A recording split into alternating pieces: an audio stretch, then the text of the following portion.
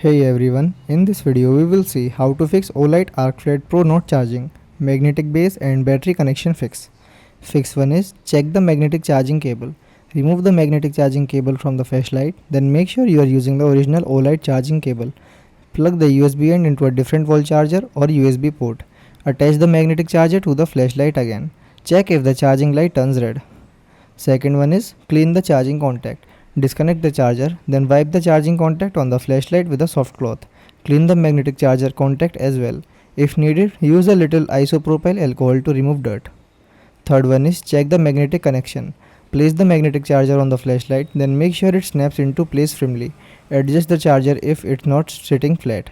Try another OLED charger cable if you have one. Fourth one is leave it charging for a while. Connect the charger, then leave the flashlight plugged in for 15 to 20 minutes. Check if the charging light changes from red to green. Test if the flashlight power on. Thanks for watching.